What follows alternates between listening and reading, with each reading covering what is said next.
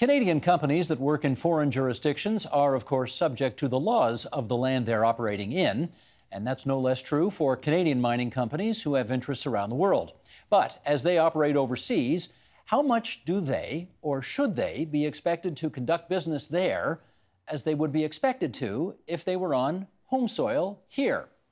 Joining us now for more on the overseas responsibilities of Canadian companies, Shin Imai. He is professor at York University's Osgoode Hall Law School and a member of the Justice and Corporate Accountability Project. And we're happy to have you at TVO tonight for what is a discussion about a very complicated issue. And just to start, I guess I'd say get comfortable for a second because I got to do a bit of homework here. We did invite the Mining Association of Canada to participate in this segment with you. They declined our invitation. We also gave the company that is alleged to have been at the center of this controversy a chance to participate as well. And they declined, but they did send us this statement. So I'll read this statement for the record. Given that TVI Pacific is currently a minority shareholder in the Philippines, our management has decided to forego the possibility of an interview on the agenda. And I guess just by way of clarification here, if you're watching us on television right now and you've seen the whole program, you will know that we just did a segment on this issue, a mining issue in the Philippines, and the responsibilities that a company has there, even if it is a minority shareholder company in Canada. If you're watching us online or on a podcast right now, you haven't seen that segment. So we want to indicate to you that we are emerging out of that segment, and that's why we've got you here to better understand what the responsibility of companies is. So here we go. Key question. Does the fact that TVI Pacific is a minority and not a majority shareholder absolve them of responsibility for alleged misdeeds that are happening halfway around the world?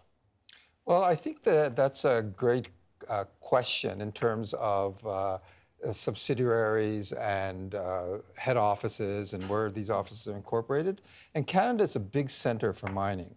And there's a lot of the mining money goes through Canada.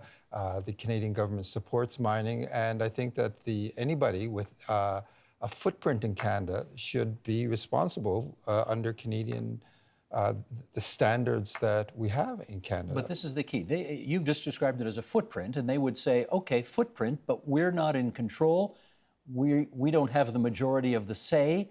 Therefore, it can't be overwhelmingly incumbent upon us, meaning the Canadian subsidiary, to be responsible for what happens over there.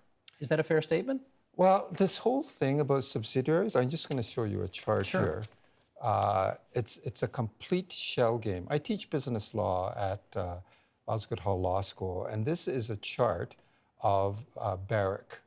And you can see Barrick at the top. Barrick, obviously one of our bigger mining companies in the country. Gold, Peter Munk. They have mines all over the world. And these mines, they get, some are incorporated in Ontario that own parts of companies in England, or England own parts of those companies that go through the Cayman Islands or the Barbados, end up in a subsidiary in Africa. What I know from teaching business law, and any of these very expensive Bay Street lawyers will tell you, is that the whole point of these very complex corporate structures is to avoid tax and to avoid liability. But that's legal. You want to avoid paying as much tax as you can. Absolutely. It's completely legal. And it's actually, you know, I kind of figured this out after looking at the Panama Papers about the illegality, and I was astounded by the amount of legality. And so a company, for example, that earns money overseas, if they then transferred that money through dividends to Canada, they would pay 25, 35% tax. Just by putting it through Barbados, where they pay 1 or 2% tax, they don't have to pay any tax in Canada. Again, the company is not here, but if they were here, they would say what you've just described may be accurate, but it's also legal, and therefore, in their view, not a problem. Do you think it's a problem? Well, I think it is a problem because you can't do that in the States. That's why they locate in Canada. You know, the States are more aggressive about following the money.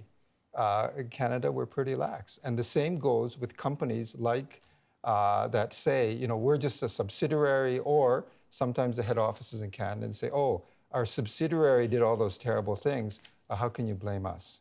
The company, of course, would say, and I suspect the federal government would say, okay, you call us lax, but we're offering a less regulated, more felicitous environment for companies to do business, and therefore they come here, create jobs here, pay some tax here, and therefore that's all to the good. Is that not true? Well, it depends on, I think that it's a wide, you've made a fairly broad statement. And I'm being devil's advocate here, you know that. Yeah, no, and I think that, it depends, jobs here. Okay, there's a company, there's a Chinese subsidiary, a subsidiary of a Chinese company in Vancouver. There's a subsidiary, there's actually a head office of a company in Guatemala, in Vancouver. What kind of jobs do they provide? Not like too the many, Vancouver, no, like the Tahoe Resources, which is incorporated in Canada, their head office is actually in Nevada. Their operations are in Guatemala. And when they were sued because their security people were involved in shooting these peasants in the back, they're sued in Vancouver. They said, well, you can't sue us in Vancouver. Yes, we're incorporated here, but we don't have an office here. We don't have any employees here. Our mail just goes to our law office. Now, that company, I was telling you about this tax thing, that company sends its money from Guatemala through Barbados to Canada, okay? So just by sending it through, by paying 1% or 3% in Barbados, they avoid paying any tax in Canada. So they're not paying tax. I mean, I'm not sure whether they're paying no tax. I mean, I haven't seen their books. Obviously a very reduced amount. Yes, certainly that's the scheme. That's why on this Barrack chart, you see Cayman Islands, you see Barbados, you see all these tax havens. Gotcha. I guess we should state for the record, I think it was rubber bullets that they used when they shot these miners, right? They weren't mine. They were people protesting. Protesters, excuse me. Yes, they shot rubber bullets, and no one was killed. Right. Although rubber bullets, it turns out, are just bullets with rubber around them, and so they can really harm people. They certainly can wound, of course. Yes. Let's get into the report that you wrote last year. It was called "The Canada Brand: Violence and Canadian Mining Companies in Latin America." Why did you write that report? Well, because both government and the mining companies were saying that, there's really not a big problem. Just recently, like this year, somebody from the Prospector and Developers Association of Canada said, well, we're not seeing a lot of problems out there. The Pierre Gratton, who's the head of Mining Association of Canada, said, well, there's these people who want better monitoring of Canadian mining. They always raise only 4 cases, he says, and he names those 4 cases. Well, our report is we've got 28 companies over 15 years. There's 30 targeted killings, 400 people injured. Not all of these, I want to be very clear. I'm not saying that in all of these there's a direct proof of a direct link between the mining company and somebody from the mining company killing somebody. But what we're trying to show is that there is enough of a proximity of the violence with the mining companies that some of these things deserve looking into. So you put the report out there. What kind of feedback did you get to it? So I know that it's been given to the minister and to the government. Unfortunately, I think that the Mining Association of Canada and PDAC haven't read the report, because if they had, they couldn't say, how could you say there's only 4? My feelings are hurt. This is like volunteer work. We're a small volunteer organization. I had volunteer students put in thousands of hours documenting this. It's very well documented. And we wrote to every company, all 28 companies, and said, this is what we found from the reports. Do you have any comment? How about the minister in Ottawa? No official comment. No comment from the government yet? No comment at all. So they've had the report for a year? Yeah, 6 months. 6 months.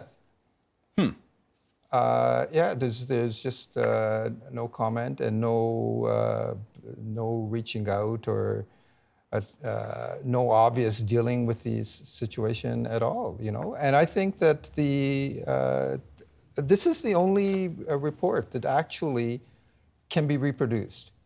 That we've done it so that the reason it's 130 pages is that all our sources are there. So you or another journalist can pick it up. I and did. just I follow did pick it up, did look at it.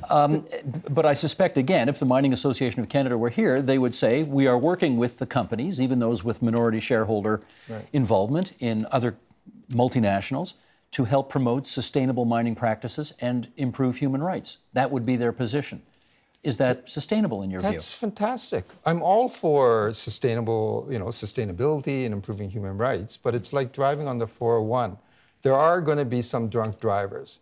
And if everybody opposed, all the drivers, well, we don't care because there's not many drunk drivers, and we oppose laws, we just want a voluntary code. I mean, of course, you can't run the 401 that way, and I don't think you can run mining that way. What they don't have is an actual system for an independent investigation of these things. So your mission is to make this happen? Well, that would be terrific. Let me ask if this is a possible avenue to that, because, again, in a previous segment on the program, if you're watching us on television, you've seen it. If you're watching us as a standalone interview here, you haven't. You may want to check it out on our website or as a podcast. There has been the suggestion that we need in this country a so-called mining ombudsman or ombudsperson, whatever the right terminology is now, to help investigate human rights allegations where there may be a peripheral interest by our mining companies internationally. Do you think there's any value in that? Yeah, absolutely. And I'll give you this example of Peter Munk and Barrick Gold. Barrick Gold bought this mine in Papua New Guinea in 2006. Very credible organizations like International Human Rights Clinic from Harvard University, from Columbia University, Mining Watch Canada. They went to Barrick Gold and said there were these gang rapes happening at our mine. Peter Munk just shoved it aside for 5 years. Careful. That's no, I'll tell you an what he actionable said. Statement what you just said, No, so we it's want to be not. careful here. Okay, I'll tell you why it's not actionable. Okay? He said, what do you expect me to do? I don't have the quote here, but what do you expect me to do? Gang rape is a cultural habit in that country. Okay? It wasn't until, and these aren't allegations of gang rapes. They've now, because Human Rights Watch, another American organization, brought it, they have admitted that these things have happened, and they've acknowledged it. So I'm not making an allegation. This is a fact that they've admitted. Okay. In our last couple of minutes here, let's tackle a couple other quick things here. Do you know whether any other countries in the world have a so-called mining ombudsperson to examine these kinds of foreign entanglements? As far as I know, I don't think that anybody has anything that would mirror what we're trying to advocate for. So we should in be Canada. the first? We should be first because our mining industry is large. I mean, we are dominant in the world, and Canada is proud of it, and the mining industry is proud of it. That's fine. Yeah, no, I think as we said earlier in the program, if you missed it, I think 60 of the top 100 mining companies have a place on the TSX. So this is clearly the mining capital of the world. That's right. And I think that if there are abuses happening, then they should be dealt with. Okay, let's say the federal government decides to create, as they have promised to do, they haven't done it yet, but they did commit in the last campaign to create a mining ombudsperson. What reasonably could we expect that person to do? These events are happening halfway around the world. Okay, I'm going to go back to Barrick Gold. Okay, 5 years, it was up to Peter Munk, who thought that it was a cultural habit, and so he didn't have to do anything about this. If there had been an independent ombudsperson that said, well, we don't care what you think, Peter, we're going to go and investigate this, they could have done that. And name and shame and whatever else. Well, whatever. We've had volunteer organizations like this International Human Rights Clinics from Harvard University and Columbia University do the investigation. We had Human Rights Watch, an NGO, do an investigation. They brought it up. They were able to get the information. Why can't a Canadian ombudsman do the same thing if all these law students and NGOs can do this? Understood. Professor Imai, it's awfully good of you to join us here on TVO tonight and share your views with us. Thanks so much. Thank you very much. Shin Imai, Faculty of Law, York University's Osgoode Hall Law School.